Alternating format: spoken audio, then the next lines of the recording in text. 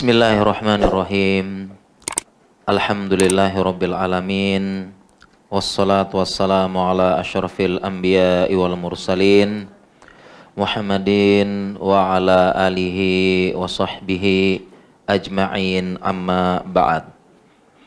Para jamaah kaum muslimin dan muslimat yang semoga dirahmati dan disayangi oleh Allah Jalla Jalaluh. Assalamualaikum warahmatullahi wabarakatuh. Alhamdulillah, segala puja dan puji kepada Allah.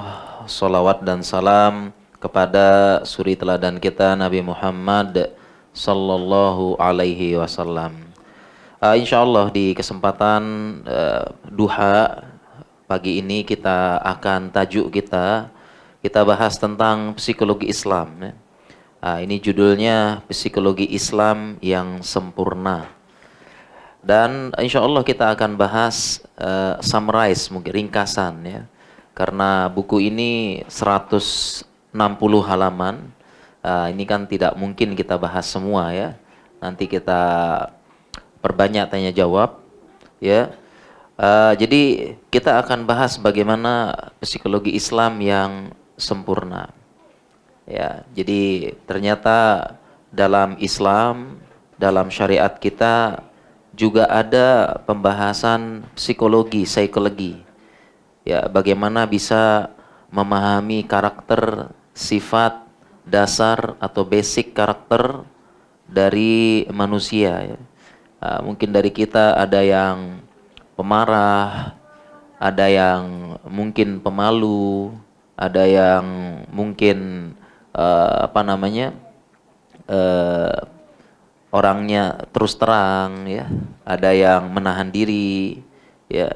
Jadi ini ternyata Islam menjelaskan itu semua, ya.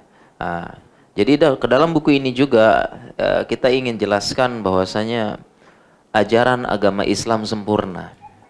Jadi mungkin selama ini kita memahami Islam itu hanya atau hanya terbatas membahas tentang sholat, tentang puasa, tentang zakat.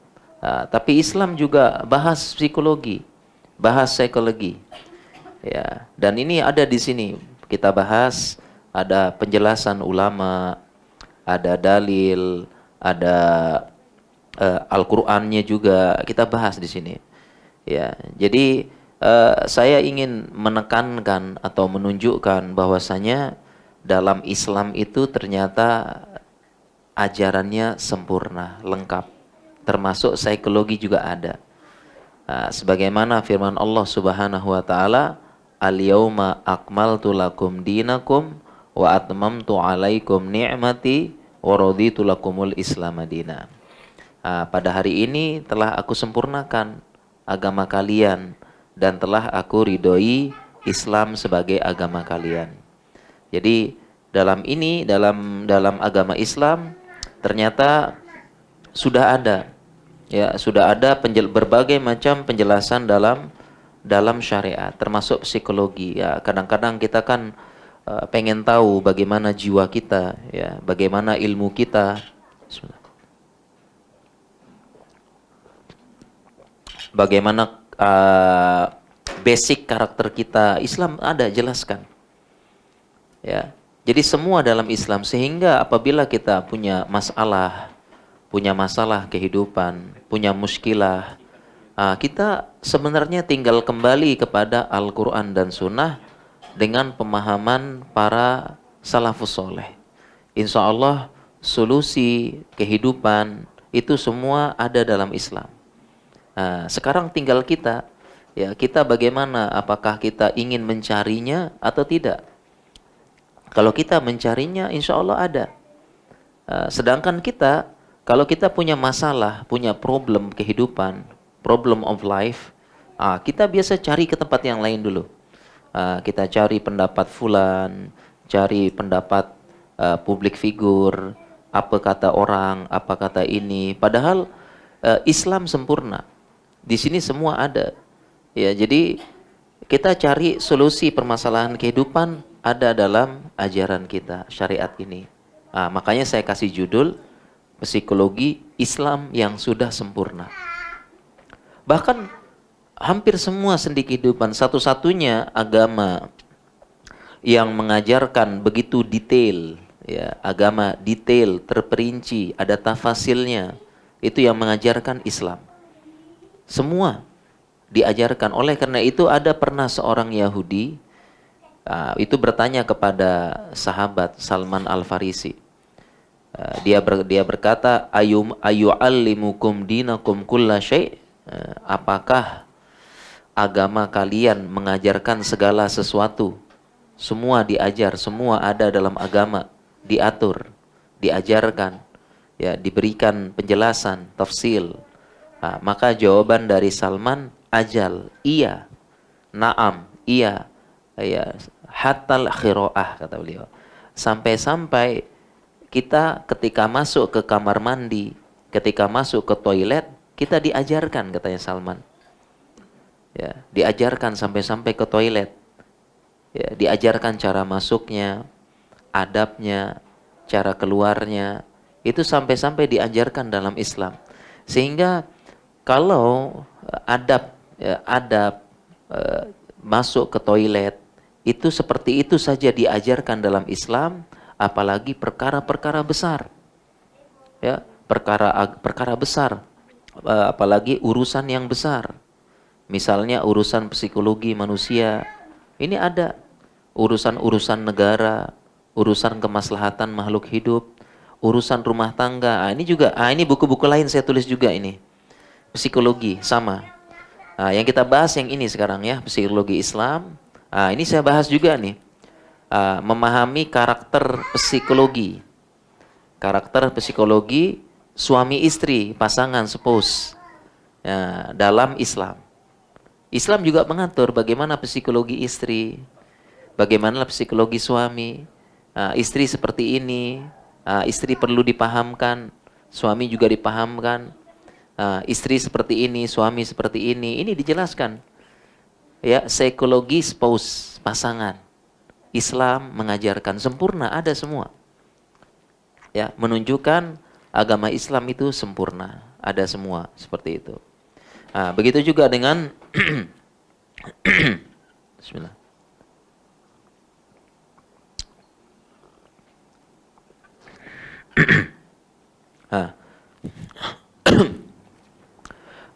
Begitu juga dengan satu lagi, saya tulis psikologi lagi. Saya tulis ini psikologi muamalah istri dan ibu mertua. Ini kadang-kadang kan ada istri sama ibu mertua ada clash ya. Ada clash ya, ada konflik mungkin ya.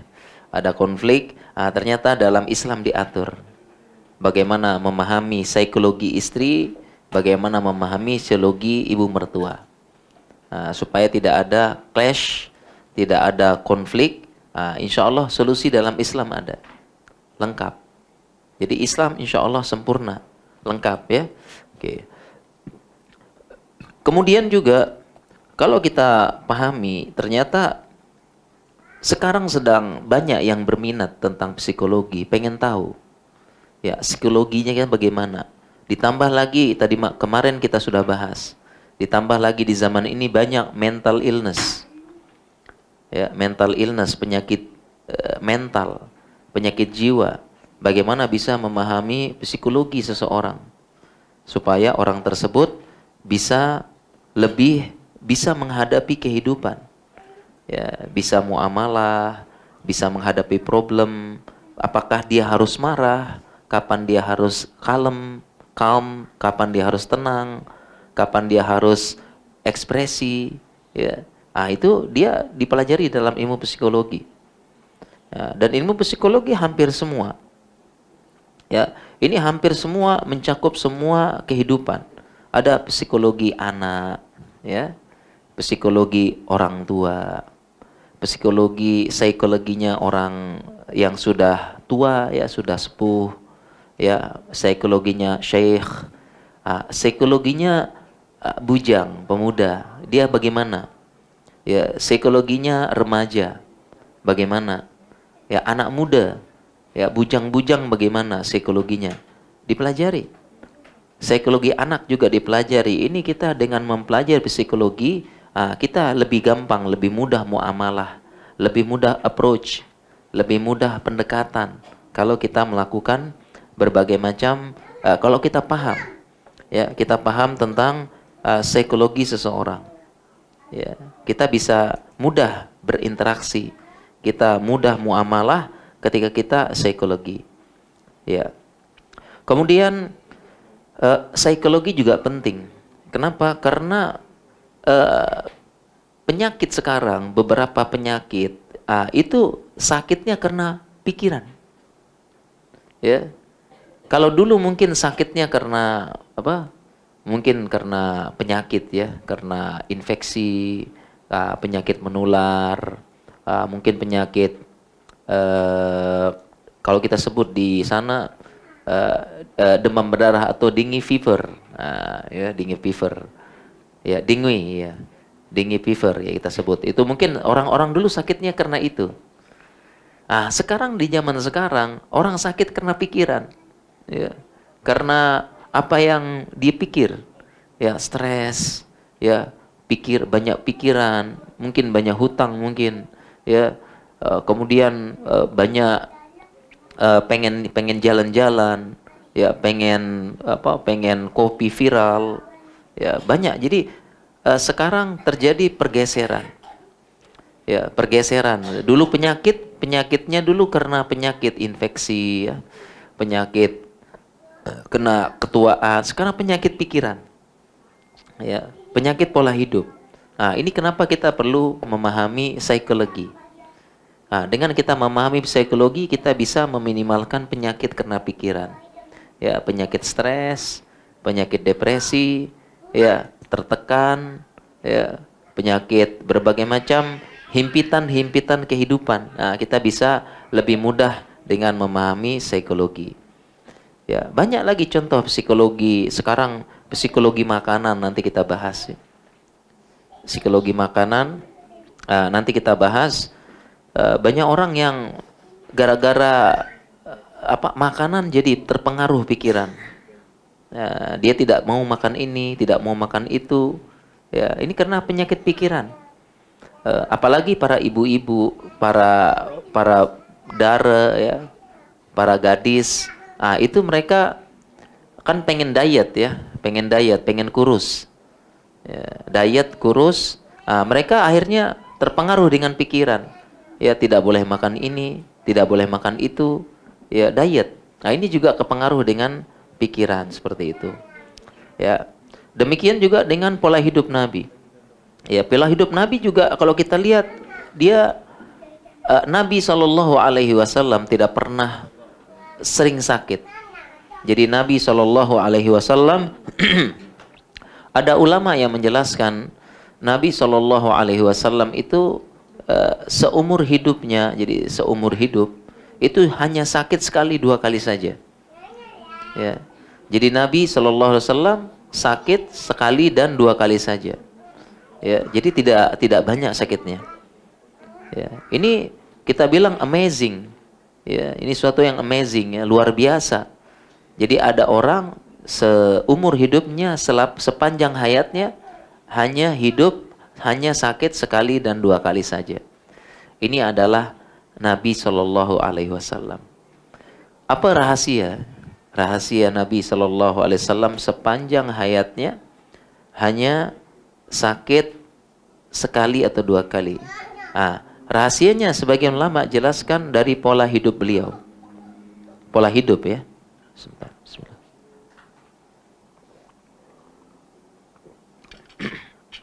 Dari pola hidup beliau. Gimana pola hidup beliau? Boleh hidupnya sehat.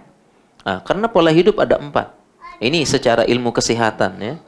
Ilmu kesehatan ada pola makan, pola tidur, ya, kemudian bagaimana pola pikirnya, ya, pola bergerak. Ada 4, ya, ada 4 ini. Kalau kita pengen sehat, pengen jaga kesehatan, kita pikir 4 ini. Kita fokus ke 4, ya. Kita maintain maintenance, kita jaga pola makan kita. Pola tidur harus, yang kedua pola tidur, tidur harus cukup, harus bagus, quantity and quality. Kemudian yang keempat, pola gerak. Pola gerak kita harus bergerak ya, bergerak yang cukup ya, olahraga, tadi jalan, lari, exercise, workout. Kita harus lakukan ini. Ya, baru yang terakhir pola pikir. Nah, bagaimana pikiran kita jaga supaya kita sehat. Dan Nabi Shallallahu Alaihi Wasallam beliau menjaga kesehatan beliau, ya, dengan salah satunya pola pikir beliau ya. Nabi Shallallahu Alaihi Wasallam beliau pikiran tenang, beliau qanaah, ya, tidak macam-macam. Kayak kita banyak maunya, ya, kita mau ini, mau itu. Nabi Shallallahu Alaihi Wasallam qanaah, pikiran tenang. Ya, bersamaan dengan itu Nabi Shallallahu Alaihi Wasallam kehidupannya sederhana, ya, simple life. Kehidupan beliau tidak kaya, simple, sederhana beliau, tapi beliau paling bahagia. Beliau qanaah, sehingga itu yang bikin sehat. Ini rahasia kehidupan sehat Nabi Shallallahu Alaihi Wasallam, dari pikiran beliau yang tenang, damai, tumakninah, ya. Beda dengan kita. Kalau kita banyak pikiran, ya, kalut, cemas, gelisah, ini bikin sakit, pengaruh ke badan, ya, ada pengaruh ke badan, ya. Jadi ini berpengaruh dengan apa? Dengan pikiran kita. Ini bagaimana cara kita menjaga kesehatan. Salah satunya kita menjaga ini pola pikir ya. Coba aja kita sedang banyak pikiran ya. Banyak pikiran, lagi banyak hutang, banyak apa, badan sakit semua. Badan sakit kalau punya utang, punya pikiran, ada tagihan kah, ada bond kah, itu langsung pikiran langsung sakit. Ya, ini kita, yang ini kita pelajari dalam ini psikologi Islam. Ya, kita pelajari, ya. Oke.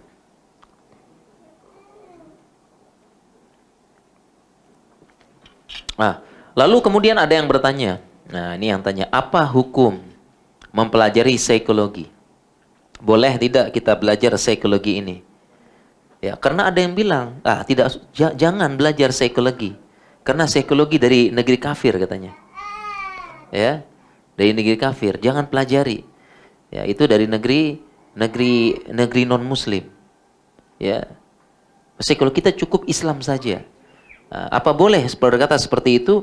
Jawabannya boleh kita belajar psikologi. Ya, karena ini termasuk ilmu dunia. Ya, ilmu dunia. Jadi sebagaimana kita belajar kedokteran, kita belajar ilmu teknik, kita belajar farmasi, ya, kita belajar yang lain, ilmu dunia boleh. Nah, psikologi juga termasuk ilmu dunia, boleh kita pelajari. Ya, kita pelajari. Ini juga saya bacakan fatwa juga dari ulama, itu boleh. Ya. Ada boleh. Dan boleh dipelajari, tetapi tetap saja tolak ukurnya syariat. Ya, tolak ukurnya syariat. Memang ada ilmu psikologi dikembangkan oleh orang barat. Yang orang barat memang kafir, non muslim, kadang mereka tidak beragama, tidak punya agama. Ilmu psikologi dikembangkan oleh mereka. Tapi kita tetap punya tolak ukur. Tolak ukurnya, mi'yarnya, patokannya adalah syariat. Kalau psikologinya bertentangan dengan syariat, kita jangan ikuti. Ya, jangan ikut.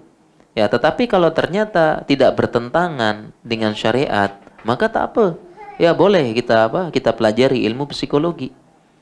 Jadi boleh-boleh saja. Bahkan beberapa ilmu psikologi ini bermanfaat. Ya, ilmu psikologi bermanfaat.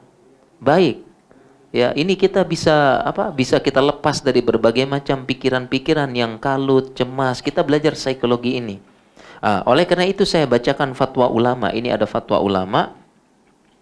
Fatwa dari ulama kibar ya di Saudi, Syekh Soleh Al Fauzan. Beliau ditanya, Pertanyaannya dalam bahasa Arab, a'malu ustadzan fil jami'ah fi takhassusi ilmin nafs. Ya, ditanya, aku bekerja sebagai seorang profesor. Aku bekerja sebagai seorang profesor di sebuah kampus dalam takhassus, ya, dalam kepakaran ilmin nafs, dalam kepakaran ilmu jiwa, ilmu psikologi, ilmin nafs. Bahasa Arab psikologi, ilmin nafs. Maka jawaban beliau bukan haram, tapi la budda fi tafsil. Kata beliau ada rinciannya. Tidak haram secara mutlak.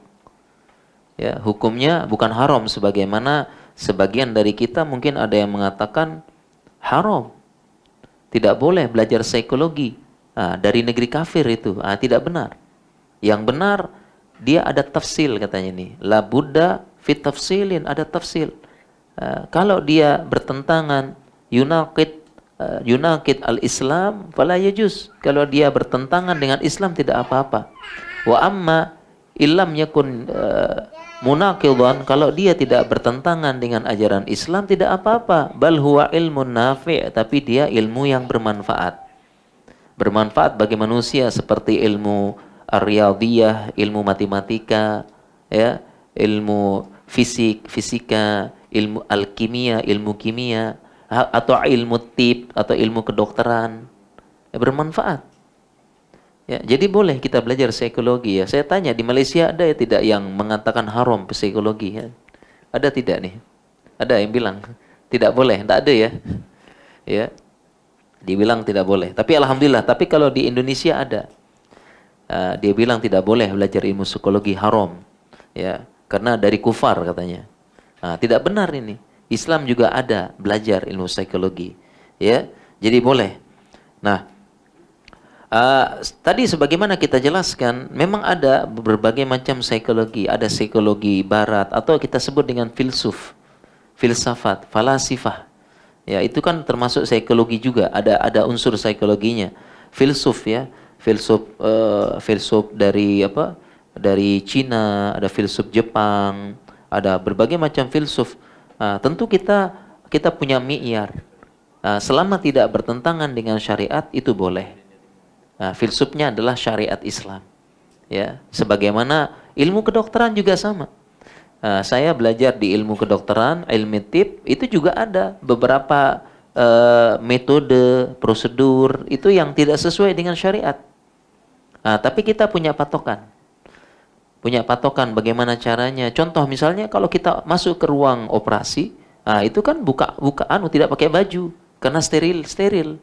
Tapi kita punya mi'yar bagaimana caranya, kita usahakan mungkin operator bedahnya laki-laki, misalnya yang dioperasi perempuan. Ya, maka kita usahakan yang operator juga perempuan, yang lain perempuan supaya tidak lihat aurat karena di ruang operasi kan tidak pakai pakaian. Ya, dengan apa? Dengan alasan sterilitas. Kita bisa atur. Ya, intinya kita menggunakan apa? Menggunakan patokan syariat ini sebagai patokan. Ya. Oke. Nah, kemudian juga kalau kita lihat, ternyata dalam syariat Islam banyak sekali ungkapan-ungkapan, banyak sekali quote-quote yang dia itu juga bisa memberikan motivasi, ya, motivation, give motivation. Ya, kadang-kadang kita kan belajar psikologi, kita belajar apa? Belajar dari kita belajar motivasi. Ya, how to motivate our life, bagaimana kita bisa motivasi hidup kita supaya lebih semangat, ya, become spirit person, ya, bagaimana caranya. Kadang-kadang kita baca quote, kita baca kata-kata, ya, dari public figure, dari artis lah dan sebagainya. Ternyata itu semua ada dalam Islam. Prinsip-prinsip kehidupan ada dalam Islam. Ya, itu semua ada. Seperti misalnya banyak ungkapan-ungkapan, contoh misalnya laisa minna ma la yarham saghirana wa ya'rif syarafa kabirana, bukan termasuk dari kami orang yang tidak sayang kepada yang kecil dan tidak hormat kepada yang besar. Ya, begitu juga dengan yang pertengahan wasat. Itu kan dari dari athar khairul umuri awsatuha. Ya, sebaik-baik perkara itu yang pertengahan. Begitu juga quote of motivation.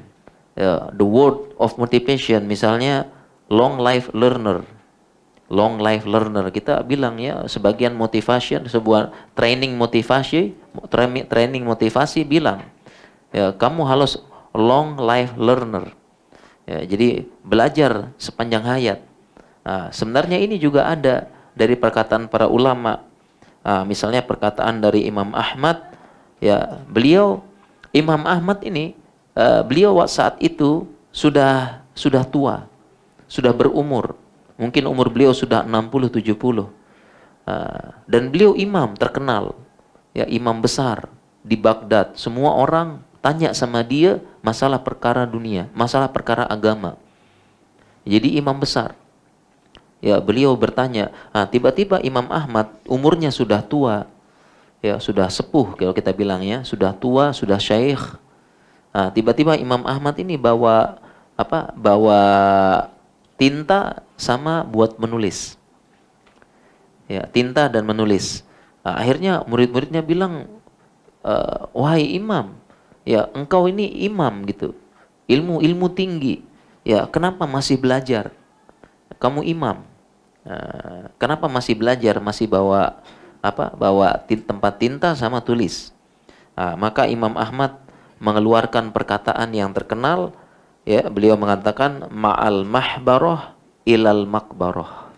Beliau mengatakan ma'al mahbarah ilal makbarah. Bersama tempat tinta ini sampai makbarah, sampai kuburan. Artinya Imam Ahmad pun sama prinsipnya, yaitu long life learner. Ya, jadi dia belajar hampir seumur hidupnya. Ini kan lebih baik seperti itu. Ya.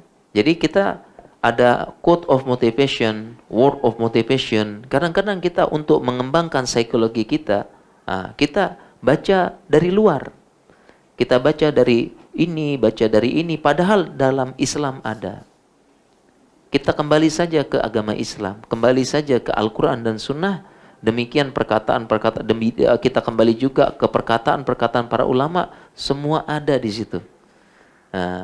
Tinggal masalahnya atau problemnya kita mau baca apa tidak, kita mau belajar apa tidak, karena Allah sudah turunkan lengkap dan sempurna. Seperti itu. Contoh kita bahas sekarang ya, dan ini dibahas oleh para ulama.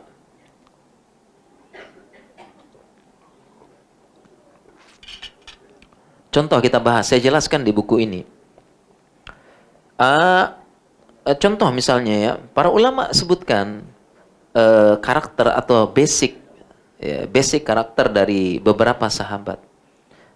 Abu Bakar, ya, rojulun halimun. Abu Bakar, contoh Abu Bakar rojulun halimun, rokikun. Kalau kita bilang bahasa Indonesia, dia sifatnya lembut. Bahasa Malaysia apa ini? Rokik sama halim. Apa Abu Talha? Abu Bakar. Abu Bakar rojulun halim, rokik, lembut. Karakternya lembut. Apa bahasa Malaysia? Lembut. Rokik, halim. Bahasa Arabnya halim, rokik. Lembut perasaan. Nah, paham ya? Paham ya? Abu Bakar karakter apa? Lembut perasaan. Lembut perasaannya. Halim, rokik. Nah, itu bahasanya ya.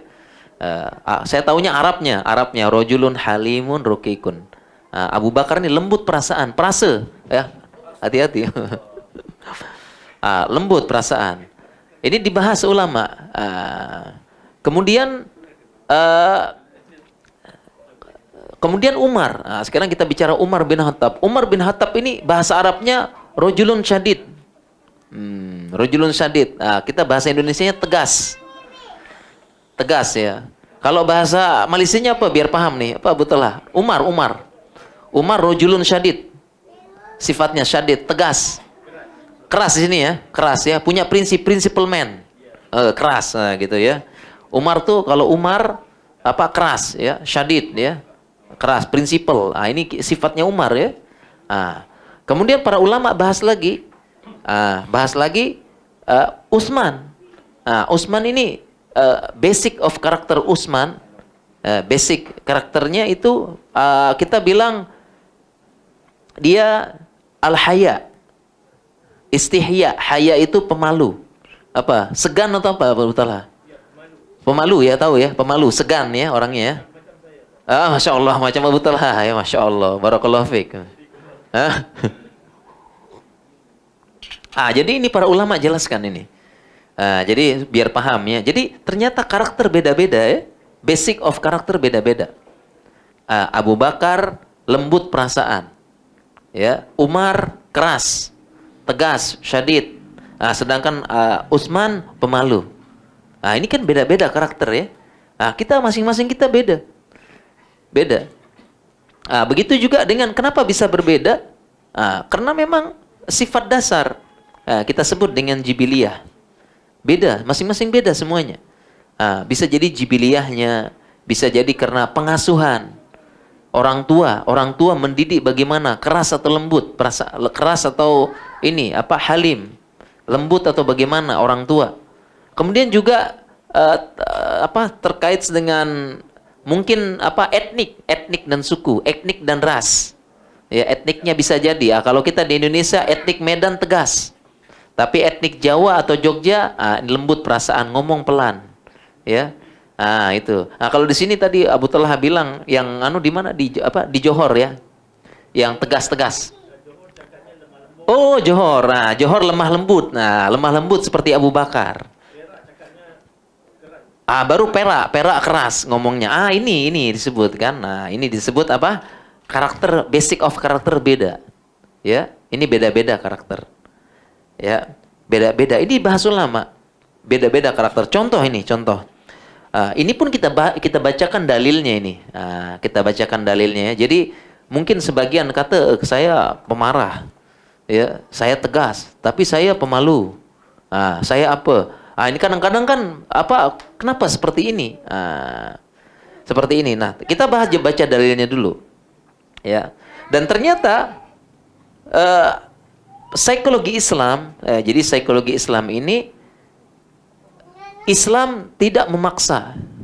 Ya, Islam don't urge, don't force, tidak memaksa untuk mengubah. Untuk mengubah sifat karakter, basic of karakter tidak diubah. Jadi Nabi Shallallahu Alaihi Wasallam tidak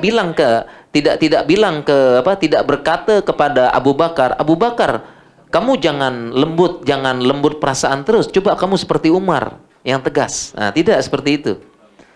Begitu juga Rasulullah SAW tidak berkata kepada Umar, kamu coba seperti Abu Bakar lah. Kamu lembut perasaan sedikit, jangan tegas, jangan pemarah seperti ini.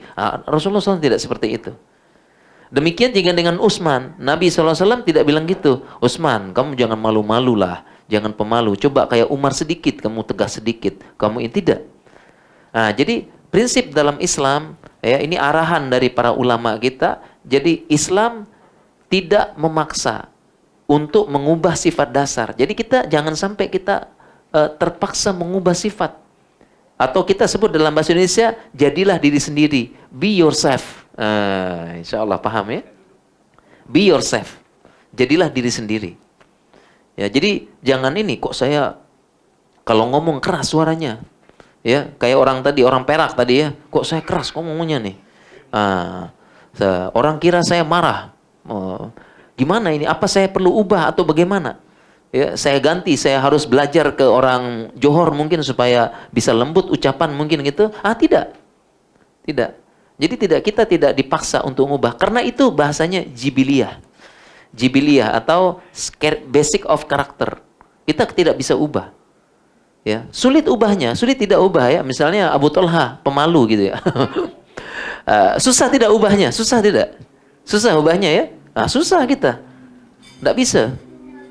Ya, sahabat, masing-masing sahabat punya karakter. Kita tidak bisa ubah. Ya, jadi be yourself, jadilah dirimu sendiri. Cuma sekarang bagaimana? Arahan ya, bagaimana Nabi SAW mengajarkan taught their sahabah, taught his sahabah, bagaimana dia mengajarkan para sahabat. Jadi setiap karakter ya, masing-masing karakter itu memiliki ada kelebihan, ada kekurangan. Ya, they have benefit and shortage. Dia punya kelebihan kekurangan. Iya tidak? Ya, jadi masing-masing sifat ada kelebihan, ada kekurangannya. Nah, sekarang bagaimana dalam Islam? Nah, kita bagaimana kelebihan ini kita manfaatkan? Kelebihan ini kita manfaatkan supaya untuk kebaikan. Sedangkan kekurangannya itu kita berusaha minimalkan, minimize the shortage. Ya, kita berusaha meminimalkan kekurangan kita. Ya. Jadi itu arahan dalam Islam.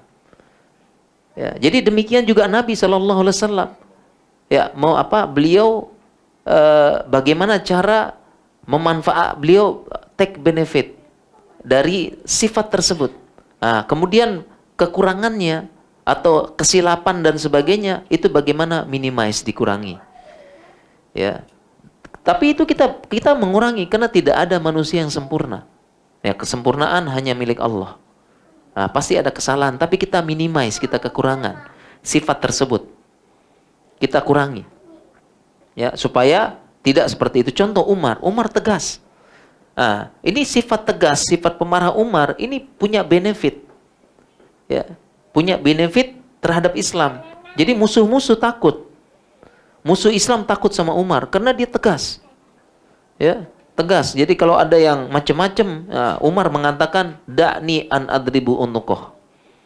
Wahai Nabi SAW, biarkan aku penggal kepalanya. Takut kan musuh-musuh kan? Bagus.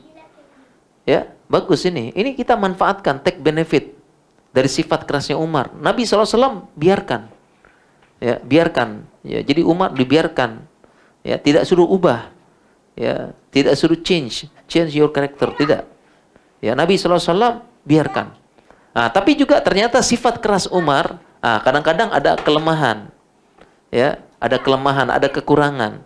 Itu yang diminimalkan.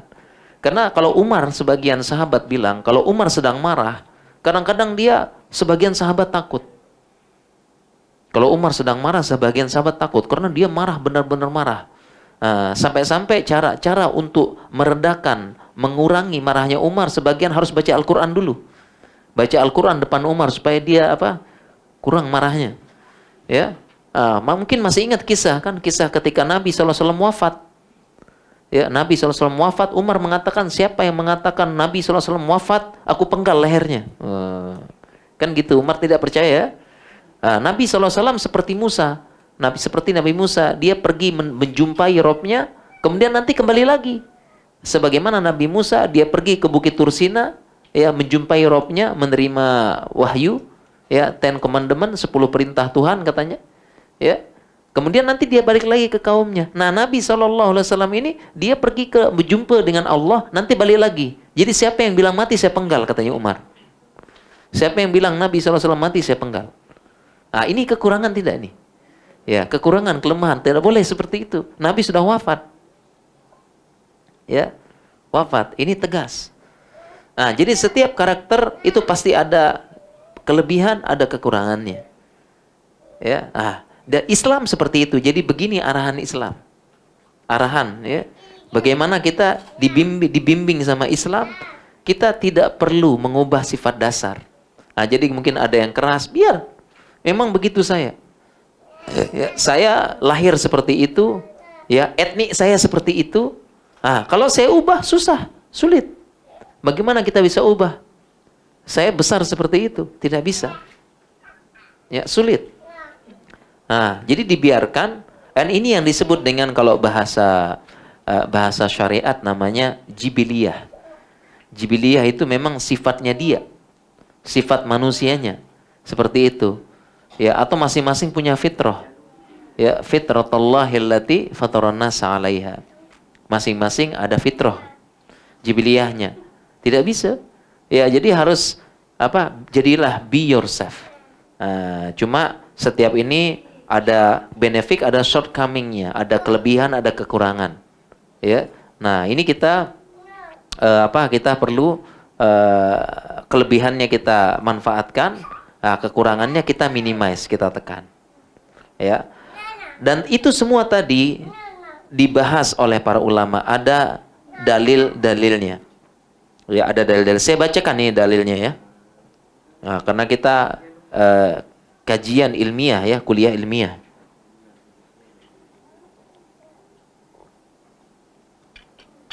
Kita kuliah ilmiah ada dalilnya. Tadi kita sebutkan Abu Bakar lembut perasaannya. Rojulun rokik. Ya. Ini ada dalilnya, ulama sampaikan dalil. Ya. Abu Bakar rojulun rokikun wa halimun. Dia laki-laki yang lembut perasaan dan halim, penyayang. Dari mana para ulama sebut bahwasanya Abu Bakar itu mudah menangis. Mudah menangis, perasa, iba. Ya, dia iba sama orang, banyak bantu orang Abu Bakar. Ya, banyak dibantu, dia bantu ini, dia iba. Ya, dan kalau kita lihat di awal-awal Islam, di bidayah, ya, di mula Islam itu Abu Bakar banyak bantu sahabat, banyak bantu budak-budak yang disiksa. Ya, banyak hamba. Ya, hamba abdun disiksa banyak, itu dibantu Abu Bakar. Ya, dibeli, dibebaskan oleh Abu Bakar. Kena Abu Bakar halim, rokik, iba perasaan. Ya, dibantu sama Abu Bakar. Abu Bakar juga mudah menangis. Ya, apalagi mendengarkan Al-Qur'an menangis Abu Bakar. Ya, itu sifatnya halim, lembut perasaannya. Ya. Ini pakai dalil, kita pakai dalil. Saya baca ulama berdalil dengan hadis Nabi. Jadi pernah Nabi SAW, saya bacakan hadisnya. Maridha Rasulullah sallallahu alaihi wasallam fashtadda maraduhu. Nabi sallallahu alaihi wasallam di akhir hayatnya dia sakit. Di akhir hayatnya Nabi sallallahu alaihi wasallam sakit, fashtadda maraduhu. Kemudian sakitnya tambah parah. Faqala, Nabi kemudian berkata, muru Abu Bakrin falyusolli bin nas. Ya, muru Abu Bakrin falyusolli bin nas. Perintahkanlah Abu Bakar supaya menjadi imam sholat. Jadi perintahkan Abu Bakar untuk mengimami sholat. Faqalat Aisyah, ya Rasulullah, inna Abu Bakrin rojulun rokikun. Baru dia bilang gitu. Jadi Abu Bakar, Rasulullah SAW sakit, tidak bisa menjadi imam sholat. Kemudian bilang sama Aisyah, Aisyah kan anak Abu Bakar ya.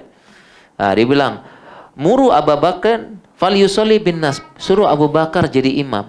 Tapi Aisyah bilang, ya Rasulullah, Abu Bakrin rojulun rokik. Abu Bakar itu lembut perasaannya. Ya. Mata yakum maqamahu la yastati ayusabillah bin nas. Dia begitu Allahu Akbar, ya, Allahu Akbar, kan kita sholat ya, Allahu Akbar, baru baca Al-Quran beberapa kali, langsung nangis dia Abu Bakar. Langsung nangis, keluar air mata. Bagaimana bisa jadi imam? Ya, dia menangis duluan. Bagaimana bisa jadi imam? Karena dia rojulun rokik, lembut, perasa, pengasih. Abu Bakar pengasih, ya, jadi lembut, gampang nangis, ya, gampang iba dengan orang.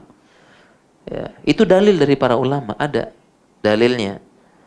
Ya, maka Nabi SAW mengatakan, muri Abu Bakrin falyusolli bin nas. Ya, perintahkan, ya, mur Abu Bakrin, tetap perintahkan Abu Bakar untuk sholat. Biarkan apa dia nangis, nanti jadi imam nangis, tetap lanjut jadi imam.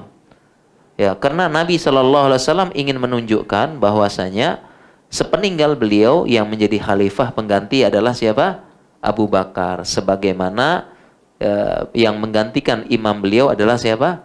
Abu Bakar. Nah, ini para ulama membahas tentang sifat dasar. Demikian juga dengan Abu Bakar, dengan Umar. Tadi kita sebut Umar tegas, ya, bahkan pemarah mungkin ya.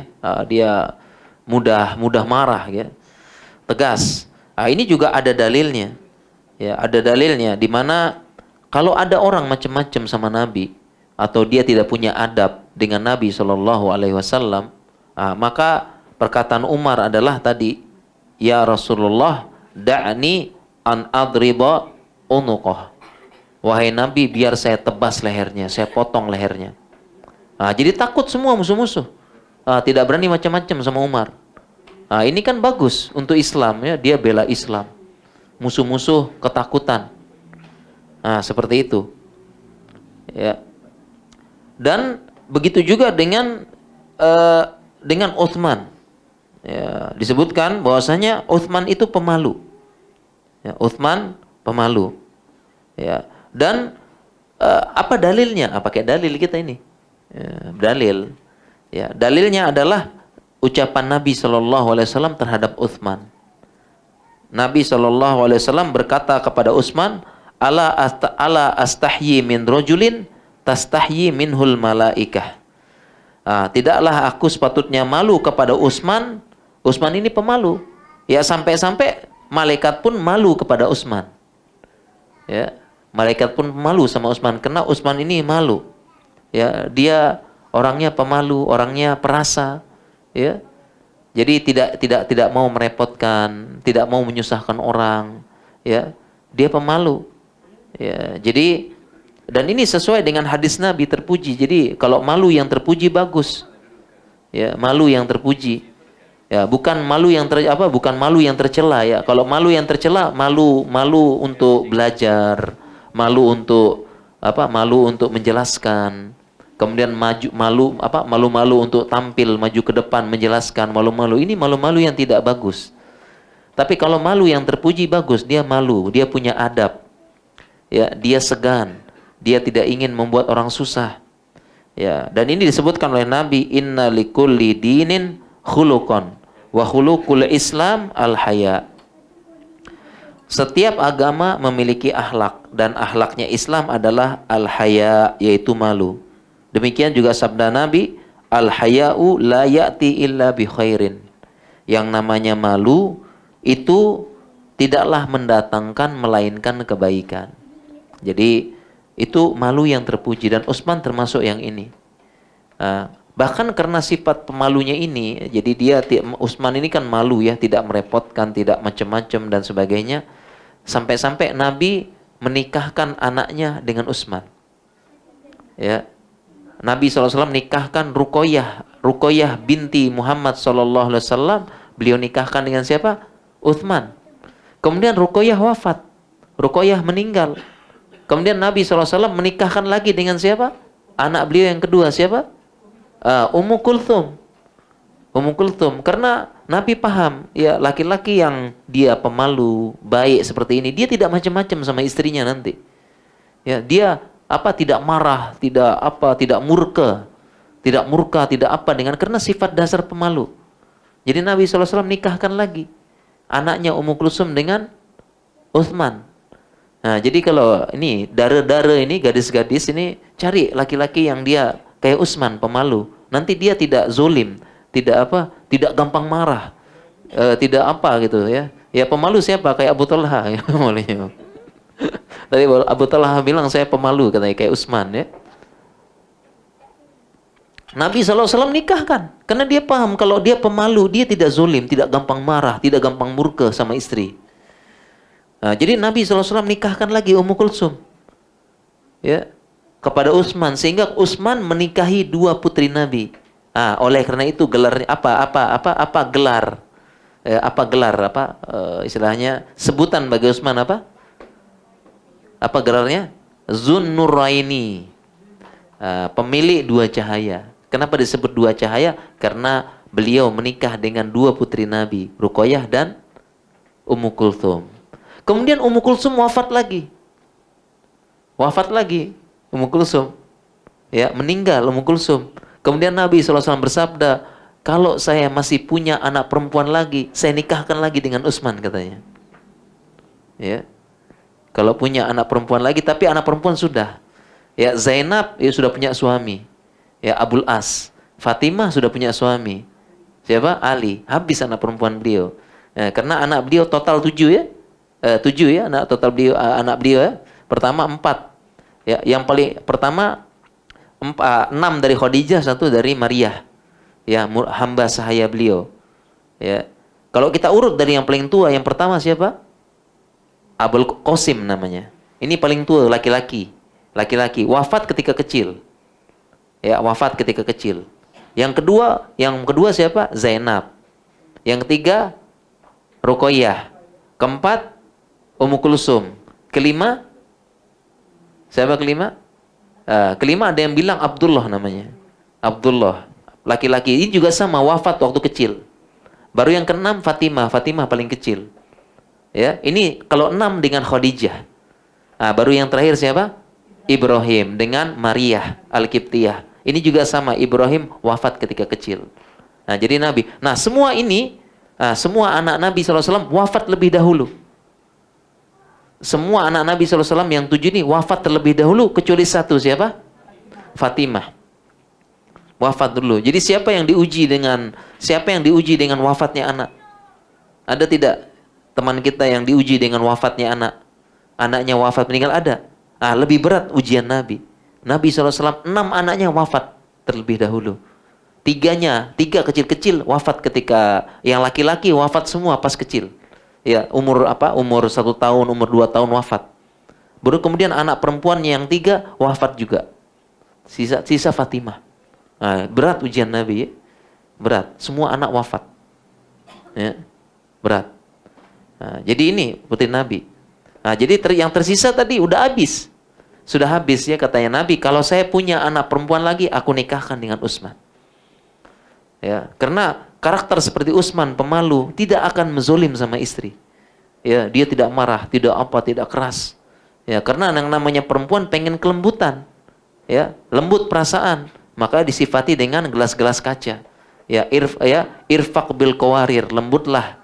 Ya, lembutlah, kasih sayanglah, belas kasih dengan apa? Gelas-gelas kaca, yaitu perempuan. Seperti itu. Ya. Jadi ini dalil, ya, dalil bahwasanya yang namanya karakter dalam Islam ada. Jadi ulama menjelaskan karakter ini lembut, perasaan, rokik, yang ini syadid, keras, tegas, yang ini istihya, mustahyi, yang ini pemalu, dijelaskan para ulama. Ya. Dan masing-masing punya karakter, tidak perlu diubah. Jangan insecure, ya, kan ada yang insecure, ya. Insecure, saya pemarah, saya begini. Jangan insecure, itu memang sifat kita. Ya, Allah sudah kasih. Ya, sesuai dengan etnik, sesuai dengan ras, sesuai dengan suku, kita bilang sesuai dengan bangsa. Ya, sesuai dengan kata orang Perak begini, orang Johor begini. Itu sudah etnik. Itu kan variasi. Ya, variasi, dan memang Allah ciptakan variasi. Ya, tidak semua Allah ciptakan semuanya keras, semua pemalu, tidak. Variasi. Wa ja'alnakum syu'uban wa qabaila lita'arafu. Itu kan firman Allah. Kami jadikan kalian berkabilah-kabilah, kemudian bersuku-suku, etnik, ras, supaya apa? Supaya kalian saling mengenal, beda-beda. Jadi sekarang kita belajar psikologi Islam, jangan insecure. Don't insecure, be yourself. Jadilah diri sendiri. Hanya saja ada kelebihan, ada kekurangan. Kelebihannya itu kelebihannya kita arahkan, kita gunakan untuk manfaatkan. Sedangkan kekurangannya, shortcomingnya, kita tekan atau kita minimize. Ya, kita minimize. Tapi tidak bisa kita hilangkan total, karena kita tidak sempurna. Dan kita pasti pernah melakukan kesalahan. Karena sifat tadi, kita punya pasti kesalahan. Makanya Nabi SAW bersabda, beliau bersabda, kullu ibni adama khatta'una wa khairul khatta'ina tawwabun. Ya, setiap Bani Adam, setiap anak keturunan Adam, zuriyah Adam, pasti melakukan kesalahan. Pasti ada salahnya. Tetapi beliau mengatakan, sebaik-baik orang yang melakukan kesalahan atau khilaf, pasti, ya, sebaik-baik orang yang melakukan kesalahan adalah orang yang segera bertobat. Ya, segera bertobat, repented, segera bertobat, ya. Itu adalah bagaimana Islam memandang karakter dasar. Sekarang kita lanjut. Lanjut, ya.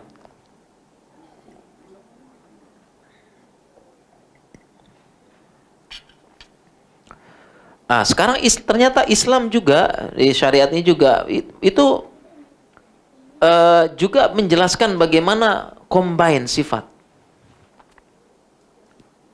Combine sifat. Ya. Bagaimana combine? Jamaah paham ya, kenal, paham atau tahu Khalid bin Walid nih. Tahu Khalid bin Walid, tahu ya? Khalid bin Walid ini bagaimana sifatnya? Sifatnya bagaimana? Karakternya Khalid. Karakternya Khalid bagaimana karakternya? Hard gitu ya, hard, tegas ya, syadid ya. Jadi Khalid ini karakternya seperti Umar. Ya, seperti Umar. Ya. Bahkan Khalid bin Walid ini dia dijuluki apa julukan beliau? Gelar beliau Saifullah, pedang Allah ya. Jadi dia Khalid bin Walid ini karakter mirip seperti Umar, keras. Ya, dia hard, keras, tegas. Khalid bin Walid. Bahkan dia jadi ada kekurangan kelebihan sama, musuh juga takut sama Khalid. Karena Khalid ini keras, tegas. Ya, tetapi ada kekurangan juga. Salah satu contohnya kekurangan Khalid bin Walid ya. Ini dia sampai pernah membunuh suku yang baru masuk Islam. Jadi Khalid bin Walid ini pernah diutus pergi ke suku atau kabilah namanya Bani Jazimah. Ya, Bani Jazimah, karena dia jenderal pasukan ya. Diutus oleh Nabi ke Bani Jazimah supaya ngajak masuk Islam. Kemudian Khalid bin Walid mengatakan, ya aslimu, masuk Islam kalian. Ya, begitu. Masuk Islam kalian. Kemudian mereka suku Jazimah ini salah paham. Ya, salah paham. Mereka mengatakan sobakna. Ya, sobakna, mereka mengatakan sobakna. Sobakna artinya kami keluar dari agama nenek moyang. Sobakna ya. Jadi salah bahasa, salah paham ya, salah paham. Sama kayak kita kadang-kadang beda bahasa ya, salah paham. Kayak kemarin saya bilang punggung, beda ya. Kalau punggungin bahasa Indonesia back. Cuma kemarin untung saya tunjuk punggung ya. Bahasa Indonesia punggung back artinya, tapi Malaysia beda ya, Batak beda, seperti itu. Jadi beda bahasa, kadang beda pemahaman. Demikian juga bahasa orang Quraisy sama Jazimah beda. Ya Khalid bin Walid bilang aslimu, kalian masuk Islam. Ya, jadi dakwah kan, karena dakwah masuk Islam. Tapi mereka mengatakan sobakna, ya bukan aslamna. Jadi orang Quraisy bilang kalau masuk Islam apa? Aslamna. Kami masuk Islam. Tapi mereka mengatakan sobakna. Sobakna itu maksudnya mereka keluar dari agama nenek moyang masuk Islam. Jadi mereka maksudnya apa? Pengen masuk Islam. Tapi ditangkap sama Khalid, sobakna ini kami kafir. Gitu. Memang artinya soba artinya keluar. Keluar. Cuma kalau orang Quraisy bilang sobakna, kami kafir, kami murtad. Ya, murtad gitu. Ini beda bahasa ya. Beda bahasa, sama Jazimah sama Khalid beda, orang Quraisy. Nah, sehingga ketika Bani Jazimah ini bilang kepada Khalid gitu, ya, bilang kepada Khalid sobakna. Khalid bilang, waduh, awas kurang ajar kalian masuk ini ya. Saya bilang masuk Islam malah apa? Malah seperti menantang ya. Sobakna, kami kafir gitu. Akhirnya oleh Khalid bin Walid dibunuh. Karena mereka dikira tidak mau masuk Islam. Ya, dibunuh sama Khalid bin Walid. Akhirnya setelah sekian lama akhirnya duduk perkaranya jelas, paham. Ternyata mereka mau masuk Islam. Ya, salah bahasa. Nah, permasalahan ini sampai ke telinga Nabi. Akhirnya khobar ini diketahui oleh Nabi sallallahu alaihi wasallam, tentu Nabi sallallahu alaihi wasallam marah kepada Khalid. Ya, Nabi SAW mengatakan Allahumma inni, beliau sampai doa kepada Allah.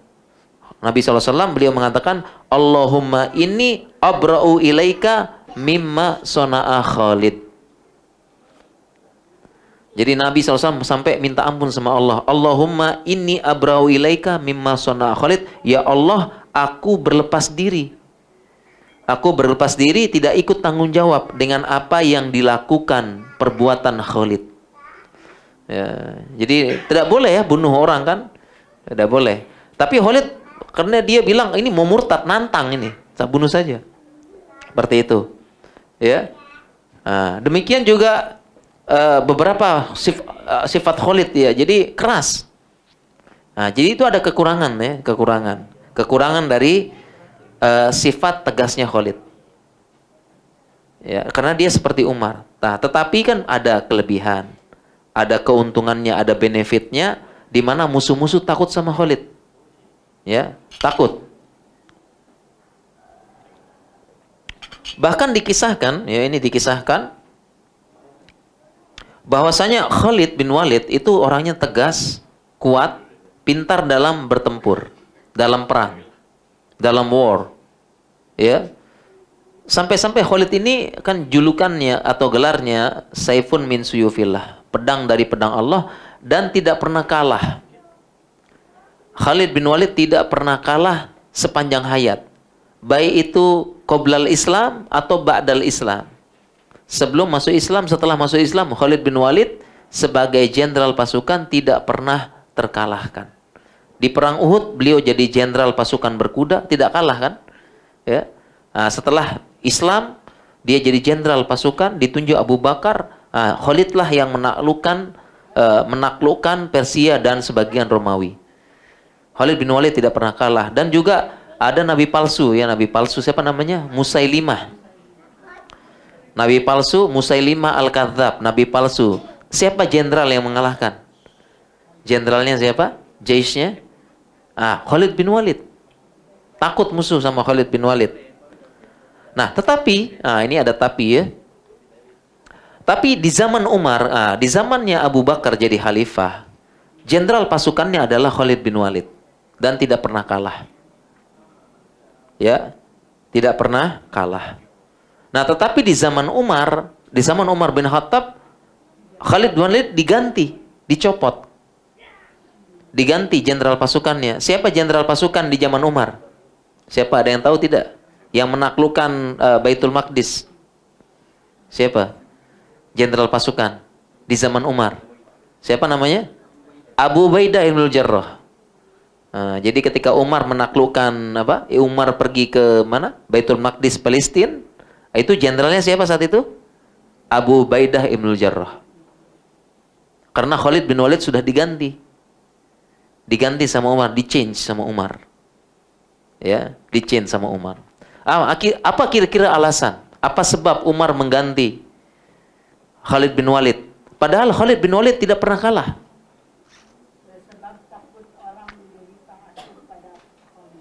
Bisa juga itu jawaban, bisa ya. Tapi ternyata jawabannya adalah jawaban psikologi ini. Ternyata jawaban dari penjelasan ulama jawaban psikologi, yaitu combine. Ya, combine dari sifat. Ya, ini saya bacakan. Ya, jadi penjelasannya, kenapa sebagian mengatakan kenapa? Karena Umar apa sifat dasarnya, basic karakternya Umar apa? Keras ya. Nah, kalau jenderalnya keras juga, bagaimana kira-kira? Kalau jenderalnya keras juga, mungkin nanti banyak yang dibunuh nanti kayak Khalid, ya kan? Ya, jadi jenderalnya Khalid keras, tegas, khalifahnya keras juga. Tadi Khalid aja Khalid tadi sudah bunuh gara-gara keras banyak dia bunuh tadi gara-gara salah paham ya. Umar juga dikit-dikit dibunuh penggal saja. Jadi gimana nih karakternya? Umar penggal saja, Khalid Walid pedang Allah. Gimana jadinya nanti? Nanti dakwah Islam terlalu keras. Sedangkan Abu Bakar tadi Abu Bakar lembut perasaan, rokik. Nah, Abu Ubaidah juga sama. Abu Ubaidah juga rojulun rokik, lembut. Makanya Abu Ubaidullah ini julukannya, gelarnya adalah Aminullah, orang kepercayaannya Allah. Dia sifat dasarnya sama, dia orangnya rokik seperti Abu Bakar.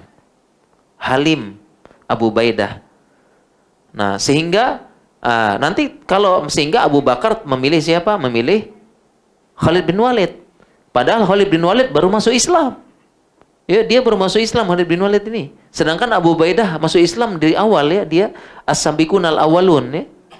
Masuk Islam sudah lama Abu Ubaidah. Tapi Abu Bakar memilih siapa? Jenderalnya Ya Khalid bin Walid. Kalau kita pilih siapa kalau kita biasa? Kan kita pilih yang lebih awal ya. Ya, yang senior kita pilih. Kita pilih senior.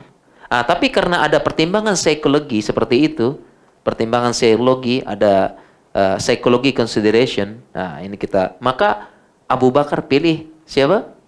Khalid bin Walid. Karena Abu Bakar tahu dia lembut. Rokik, pengasih. Ya, pengasih dia. Nah, dia kalau Abu Bakar pilih jenderalnya pengasih juga. Ya, kayak Abu Bakar gimana dakwah Islam?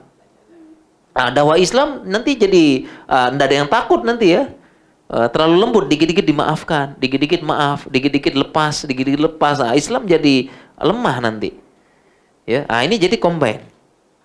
Ini psikologi Islam ini. Jadi udah dijelaskan bagaimana combine sifat. Ini saya bacakan penjelasan ulama. Jadi ini karena kita kuliah ilmiah penjelasan ulama kita bacakan ya. Ini kita bacakan penjelasan ulama. Ini disebutkan oleh Ibnu Taimiyah, beliau mengatakan, saya bacakan. Inilah kita kalau kuliah ilmiah Al-Quran, hadis, perkataan ulama. Ini baru kita namanya kuliah ilmiah ya. Saya bacakan perkataan Ibnu Taimiyah tentang bagaimana Umar mengganti Khalid bin Walid, padahal Khalid bin Walid tidak pernah kalah. Tapi diganti sama Umar. Disebutkan wa kana Umar bin Al-Khattab radhiyallahu anhu yu'athiru azla Khalidin wastibanati Abi Ubaidah bin Jarrah. Jadi Umar bin Khattab itu memilih azlu Khalid, mengganti, mencopot. Ya, ganti dan diganti dengan Abi Ubaidah bin Jarrah. Kenapa? Lianna Khalidan kana syadidan ka Umar bin Al-Khattab. Karena Khalid ini syadid, dia keras sebagaimana Umar bin Khattab. Wa Abu Ubaidah karena layinan ke Abi Bakrin. Ya, karena Abu Ubaidah itu lembut sebagaimana Abu Bakar. Lembut. Wa kana al-aslahu likulli minhuma ayyatawalla man wallahu liyakuna amron mu'tadilan. Maka yang lebih aslah, yang lebih bagus, ya, yang lebih baik, setiapnya itu memegang urusan masing-masing supaya liyakuna amruhu mu'tadilan, supaya perkaranya itu tengah-tengah. Ya, mu'tadil, tengah-tengah. Ya. Ini penjelasan ulama nih. Seperti itu. Saya bacakan juga penjelasan ulama dari Syekh bin Bas. Ya, saya baca ini pokoknya penjelasan ulama kita kuliah ilmiah ya. Al-ma'rufu min haza anna azlahu min Umari kana li amri siyasi. Jadi pencopotan atau penggantian Khalid bin Walid di zaman Umar itu karena urusan politik. Ya, urusan politik untuk bil maslahatil muslimin. Inna sababa fi dzalika, sebabnya inna Umara kana qawiyan fi kulli umur. Umar ini kuat, tegas dalam semua perkara. Wa kana Khalidan kazalika. Khalid juga begitu. Qawiyan fi ba'dil umur, dia juga qawiyan, ya, kuat, keras dalam berbagai perkara. Maka fanasaba ayyakuna Abu Ubaidah huwa amiru Umar. Maka yang cocok, yang sesuai, yang selaras menjadi jenderal pasukannya Umar siapa? Abu Ubaidah. Ya, li'annahu kana layyinan raqiqan, karena dia lembut dan halus, lembut perasaan. Laisa misla Khalid fi syiddah, tidak seperti Khalid dalam syiddah, dalam tegas keras. Hatta ya'tadila al-amru, sampai perkara urusannya seimbang, adil. Ini apa? Penjelasan siapa? Penjelasan ulama. Sehingga combine sifat ini sudah dijelaskan dalam Islam. Ya. Combine sifat. Sama juga misalnya siapa nih yang mau cari jodoh ya. Siapa? Apa kita sebut sini cari jodoh ya? Cari jodoh bisa mungkin suami suppose-nya suami mungkin keras. Kalau bisa jangan cari jodoh yang keras juga ya. Nanti di rumah ini terus berkelahi terus, keras-kerasan ya. Jadi misalnya begini, saya karakternya seperti Umar, keras. Cari jodoh seperti Utsman, pemalu. Supaya apa? Supaya lihat tadilal amr. Begitu juga saya karakternya ini orangnya terus terang, teriak. Nah, jangan cari yang teriak juga, nanti di rumah teriak-teriak nanti. Ya, teriak-teriak. Panggil Abi, dijawab lagi Umi. Oh, teriak-teriak nanti di rumah. Jadi combine. Siapa mau cari jodoh sekarang nih ya? Nah, siapa cari jodoh? Ini diajarkan dalam Islam, combine sifat. Ya, supaya mu'tadil, supaya rata. Ya, siapa yang sifatnya begini, gak cari yang apa? Kalau bisa supaya apa? Seimbang. Cari jodoh. Makanya nanti kan apa bahasa kita di sini ta'aruf ya. Di sini di Malaysia apa ta'aruf juga ya? Ta'aruf jodoh. Itu kan ditanya sifatmu apa? Kerja di mana? Penghasilan, uang berapa gitu ya? Jangan lupa tanya apa? Tanya sifat. Sifat apa nih? Pemarah kah? Tegas kah? Pemalu kah? Atau apa? Kita bisa bercermin sama diri kita ya. Cermin kah? Ini saya ini orang pemalu. Saya pemalu. Nanti dapat istri pemalu nanti, malu-malu nanti ya. di rumah nanti malu-malu ya. Tidak ada yang apa? Tidak ada komunikasi, tidak ngomong, malu semua. Cari itu supaya apa? Supaya perkaranya apa? Pertengahan. Ini dalam Islam ya, Masya Allah. Jadi itu semua ada dalam Islam ajarannya. Mungkin materi kita cukupkan saja ya. Materi kita cukupkan. Kemudian kita buka tanya jawab karena nanti kita akan ada materi lanjutan tentang diet ya, diet makanan ya supaya jadi langsingnya, jadi lean, kurus. Ya, siapa pengen kurus ini? Apa orang Malaysia bilang kurus ya? Kurus ya, diet ya, kurus. Kita ada bahas ya. Mungkin kita secukupkan materi, mungkin Abu Talha, siapa nih yang nanya? Fadal, fadal. Saya bagikan psikologi semua nih. Psikologi Islam bagi, psikologi mertua, psikologi suami istri, spouse. Sila. Siapa nak tanya soalan boleh dapat buku. Siapa nak tanya soalan? Sila.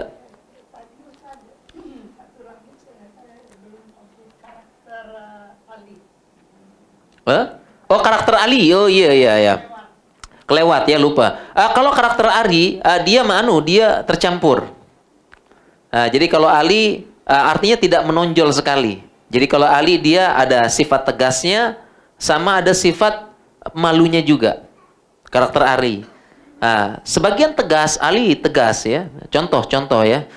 Jadi tidak terlalu menonjol ya. Memang kadang-kadang kita kan misalnya begini, kalau Umar 100% tegas, Abu Bakar 100%. Kadang-kadang kita 50% malu, 50% tegas ya.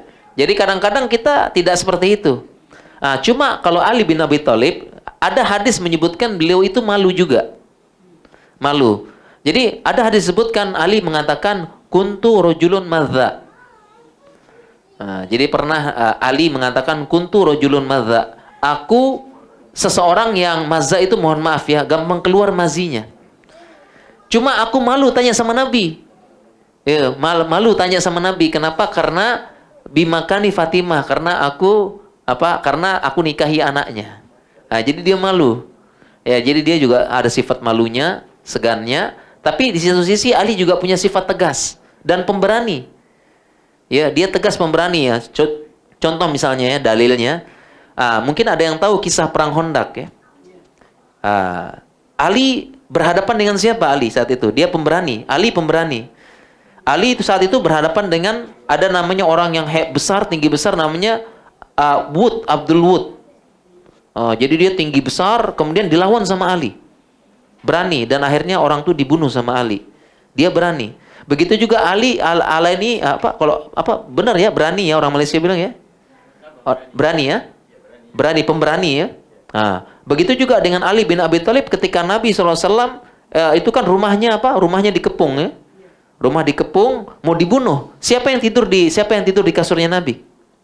Ali ya, pemberani dia. Karena bisa saja kan orang datang nggak buka selimut langsung tusuk kan? Langsung tusuk gini ya, tapi Ali berani. Maka sebagian mengatakan sifat dasarnya Ali dia pemberani. Dia berani, dia lawan musuh. Ya, Abdul Wud yang besar, dia besarnya tingginya 2 kalinya Ali mungkin ya. Dia lawan, menang dia, berani. Kemudian Ali juga berani juga tidur di kasurnya Nabi. Padahal kan sudah mau dibunuh. Ya, tapi dia berani tidur di situ. Ya. Ini jadi itu sifat dasarnya Ali ya. Tadi lupa tadi ya. seperti itu. Ya, mungkin demikian insya Allah ya. Tapi dapat hadiah berarti ya. Pilih yang mana nih? Nih ada yang Islam, psikologi mertua, atau suruh pilih, pilih. Yang ini aja. Oh iya, yang ini boleh lah. Boleh, oke, boleh, sila. Ustaz ni mengenai psikologi dalam stres. Okey, ada yang kata tak suka ilmu psikologi sebab katanya kenapa nak stres? Sebab kita ada Quran kan. Oh iya. Ya, sahih. Tapi kan zaman sekarang ni Ya. macam Ustaz kata fikirannya terganggu kan. Iya. Jadi tak semudahlah kalau kita nak kata kat orang yang depressed Iya. baca Quran sikit. Iya, benar saya. Apa caranya dia tak boleh cakap macam tu? Iya. Itu yang soalan satu. Soal satu ya, soal dua. Soalan kedua, bila seorang lelaki atau si ayah nampak anak lelakinya menangis, Nangis. nanti dia akan cakap, kenapa nangis? Seperti perempuan. Ya. Dia tak boleh menangis. Aneh kita laki tak boleh nangis ya, insyaallah. Iya. Oke, ini pertanyaan bagus ini ya. Kenapa kita belajar psikologi? Kita ada Al-Quran. Kalau stres baca Al-Quran. Kemarin kita sudah jelas ya. Jadi ada sebab, ada dua. Ada sebab apa kemarin? Sebab syar'i, sebab kauni. Allah jadikan sebab. Ya.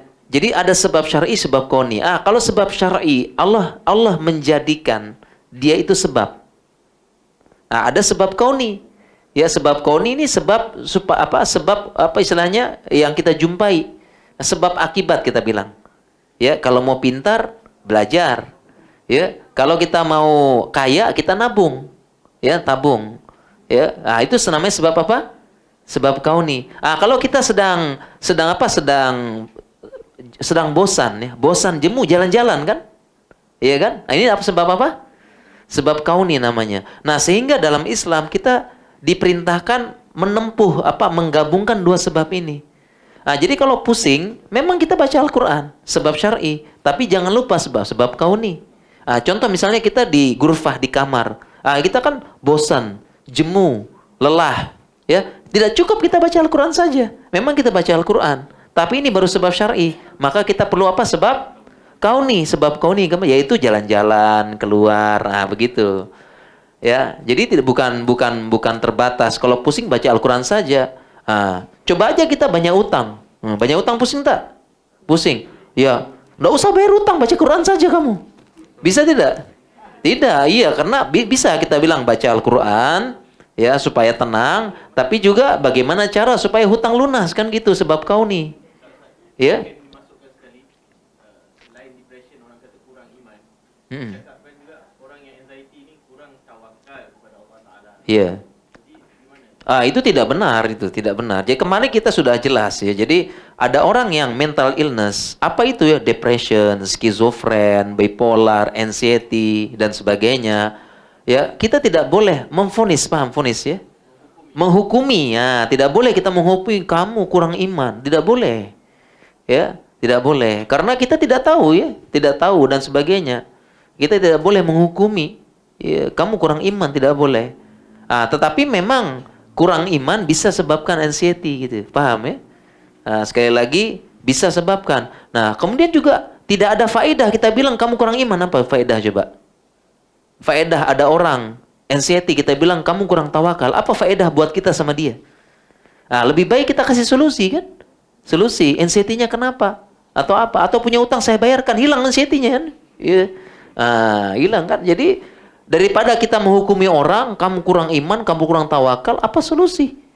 Tidak ada faedah, tidak ada manfaat kita hukumi orang kamu kurang tawakal. Ya, tidak manfaat bagi dia, tidak manfaat bagi kita. Karena kita butuh solusi. Apa solusi?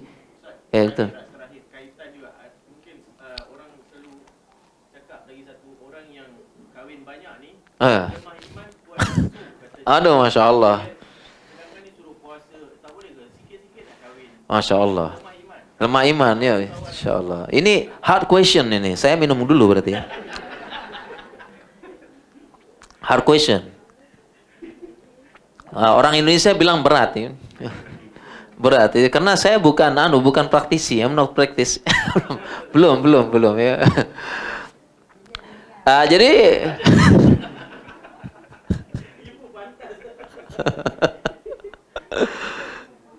ya, jadi apa namanya kalau seperti itu belum bukan iman. Jadi masalah berapa istri itu tidak ada kaitan dengan iman gitu ya.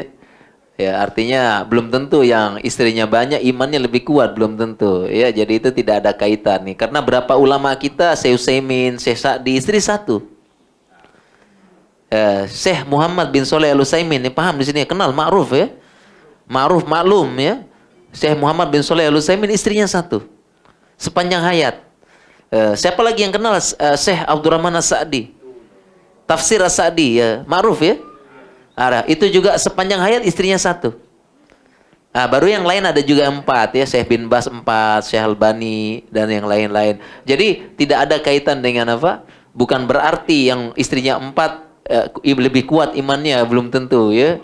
Jadi itu kembali kepada ketakwaan masing-masing. Inna akramakum indallahi atqakum. Jadi yang paling kuat imannya, paling bertakwa, yang paling bertakwa. Mungkin demikian Abu Talha insyaallah ya. Oh ya, buku. Ini pilih 2 ini. Mana nih? Karakter spouse atau sama istri atau ibu mertua? Yang tadi? Yang tadi? Yang tadi habis sudah dibagi. Yang psikologi tinggal 2. Ini psikologi suami istri, spouse. Atau yang ini mertua, ibu mertua. Yang itu, ya. Dah ada menantu. Ada mah. Yang spouse. Ibu mertua, ya. Yang kedua apa tadi? Belum dijawab yang kedua. Oh iya, ini juga tidak tepat ini. Laki-laki tidak boleh menangis. Kenapa? Karena Nabi SAW nangis. Ya cuma dia menangis sesuai dengan kondisi dan keadaan. Ya, contoh misalnya sedang bersedih, nangis. Ya, Nabi SAW ketika anak beliau Ibrahim wafat, beliau nangis sedih. Kenapa? Semua anak laki-laki beliau wafat ketika kecil. Qasim wafat ketika kecil, Abdullah wafat ketika kecil. Kemudian sekarang Ibrahim wafat juga ketika kecil. Lihat berat ujian Nabi. Coba kita punya anak sekarang. Coba lihat. Kalau dia wafat gimana? Sedih kita ya. Sedih. Saya punya anak juga nih. 6 anak saya. Itu saya sering peluk, sering apa. Kalau wafat ini sedih saya nih. Anak saya. Ya, Nabi SAW wafat. Beliau kemudian nangis. Air mata keluar. Kemudian beliau bersabda, Al-ainu tadma. Air mata mengalir. Ya. Kemudian wal qulbul kemudian beliau mengatakan hati bersedih. Al-qalbu tahzan wal ainu tadma. Hati bersedih, air mata mengalir. Wa inna biwiraqika ya Ibrahim lamahzunun. Wahai Ibrahim, sesungguhnya kami berpisah dengan engkau, kami sedih. Beliau nangis, air matanya keluar. Ya. Jadi wajar nangis kalau sedih, asalkan sedihnya yang benar. Ya, begitu juga sedih ketika nangis baca Al-Qur'an boleh. Ya. Kayak Utsman, Abu Bakar itu nangis. Nah, jadi tidak tepat ya, anak laki-laki tidak boleh nangis. Lihat dulu nangisnya apa. Kalau sedih tak apa. Tapi kalau jatuh nangis jangan. Ya, laki-laki ya jalan jatuh nangis. Itu namanya kalau orang Indonesia bilang cengeng. Apa? Cengeng sini apa sini? Cengeng juga ya. Cengeng sama. Tak boleh laki-laki lah dikit-dikit nangis, tak boleh. Jatuh nangis tak boleh. Baru kita bilang, nggak boleh nangis laki-laki kalau jatuh. Kalau jatuh bilang ya, laki-laki harus kuat. Gitu. Ya, mungkin itu jawaban insyaallah yang kedua ya. Tak apa nangis insyaallah. Ya, insyaallah boleh. Ya, satu lagi ya boleh. Abu Talha. Satu lagi, habis ini kita jeda ya, istirahat, rehat ya. Ya, fadhil.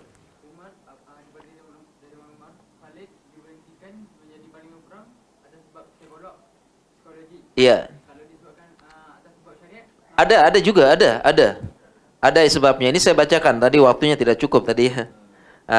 Jadi sebab psikologinya diberhentikan Khalid tadi ya, combine sifat ya. Sebab secara syariatnya diberhentikan karena Khalid bin Walid selalu menang. Kan menang terus ya. Menang terus sampai Sebagian sahabat gulu, paham gulu ya? Gulu berlebihan. Gulu. Melampaui, gulu berlebihan. Sampai-sampai sahabat mengatakan, kalau Khalidnya jadi panglima, pasti menang katanya.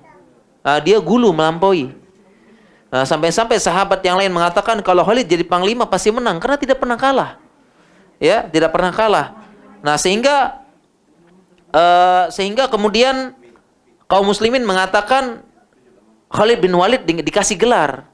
Ada gelar saat itu karena di zaman Umar, karena menang terus ya. Di zaman Abu Bakar menang, lawan Musailimah menang, lawan ini menang, kemudian perang di daerah Qudisiyah menang, ya, Persia menang, hancur Persia. Kemudian Khalid bin Walid pindah lagi ke arah Irak lewat atas, ya, lewat utara. Itu menang terus, tak pernah kalah.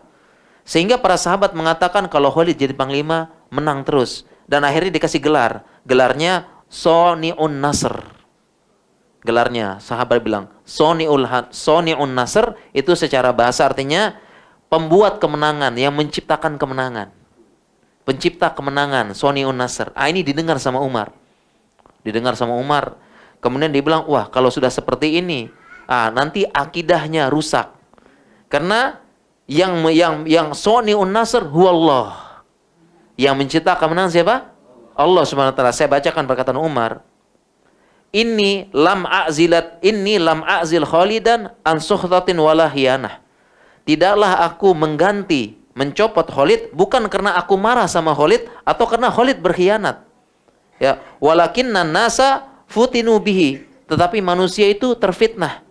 Ya, fa ahbabtu ayya'lamu annallaha huwa soni'. Aku ingin buktikan bahwasanya Allah lah yang menciptakan kemenangan. Akhirnya Khalid bin Walid diganti sama Umar. Ternyata penggantinya Abu Ubaidah menang juga. Ya, Abu Ubaidah juga menang. Salah satu kemenangannya apa? Ya, menaklukkan Baitul Maqdis. Ternyata Umar benar. Ya, jadi ternyata pembuktian Umar benar bahwasanya tidak harus Khalid. Ketika Abu Ubaidah saja menang juga. Berarti benar yang menciptakan kemenangan siapa? Allah, bukan Khalid bin Walid. Ini sebab secara syariat supaya memperbaiki akidah kaum muslimin. Bagus pertanyaannya tadi saya pengen sampaikan tapi waktu terbatas, tidak cukup. Ya, cukup ya. Kita kasih nikah tapi belum punya mertua menantu dia. Gimana ini, masih muda belum nikah? Ini aja lah, aku siap nikah aja. Nah, fadal ini, aku siap nikah aja ya, insyaallah. Habis ini mungkin siap nikah, siap mental, siap psikologi, siap vitalitas. Siap. Udah nikah nanti ya, siap. Mungkin kita cukupkan. Subhanakallah bihamdika, asyhadu an la ilaha illa anta, astaghfiruka wa atubu ilaik. Assalamualaikum warahmatullahi wabarakatuh. Alhamdulillah, selesai kita pada sesi ini. InsyaAllah kita rest 5 ke 10 minit untuk menghabiskan makanan. Jadi kita takkan mula selagi makanan tak habis. Tak, makan dulu, minum dulu, dan siapa ada keperluan toilet silakan. InsyaAllah lepas 10 minit kita akan sambung sesi berikut dia. Dipersilakan.